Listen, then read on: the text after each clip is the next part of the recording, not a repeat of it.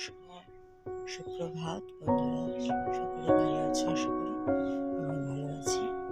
তো আজকে একটা সুন্দর ছোট্ট রেসিপি নিয়ে চলে এসেছি গরমে পান্তা ভাতের সাথে খাওয়ার জন্য। সকলে আমরা মুসুর ডালে বড়া খাই। তো মুসুর ডালে বড়া খাওয়ার জন্য আজকে একটু মনসাজা করবো। যার জন্য কী কী উপকরণ লাগছে দেখো। আমি আগে থেকে হাফ কাপ ডাল মুসুর ডাল ভিজিয়ে রেখেছি, বেসনটা রেডি করে রেখেছি, শুকনো বেসন, একটু হিং নিয়েছি, স্বাদ মতো লবণ, হলুদ, কালো জিরে, একটু চিনি ব্যালেন্স আসার জন্য স্বাদে, কাঁচা লঙ্কা কুচিয়ে রেখেছি, আর পেঁয়াজ। চলো বন্ধুরা, কীভাবে বানাবো আমি তোমাদের সাথে শেয়ার করি। তাহলে তো দেখা যাক কীভাবে বানাই। দেখো তোমরা, আর ভালো লাগলে প্লিজ লাইক, কমেন্টস আর শেয়ার করো। দেখো আমি আগে থেকে যে ডালটা ভিজিয়ে রেখেছিলাম সেটাকে আমি একটা মিক্সিং বলে পেস্ট করে নিলাম। এবার একে একে উপকরণগুলো দেবো, তোমরা দেখতে থাকো।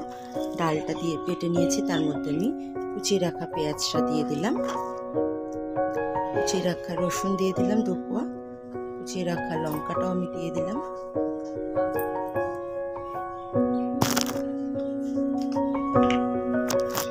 সামান্য পরিমাণে আমি একটু হিং দিয়ে দিচ্ছি।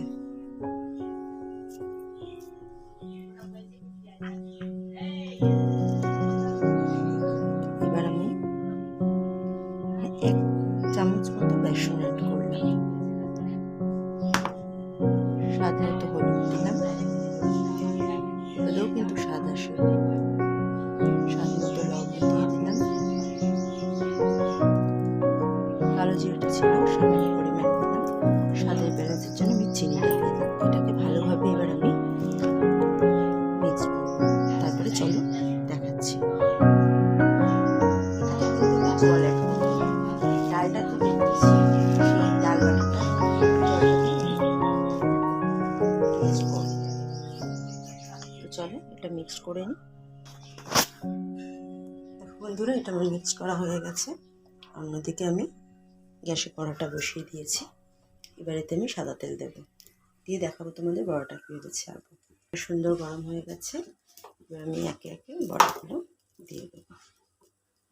দেখো, আর বেশি বড় করে দেবো না, ছোটো ছোটো করে একটু হাত দিয়ে এরকম চেপটে চেপটে দেখো।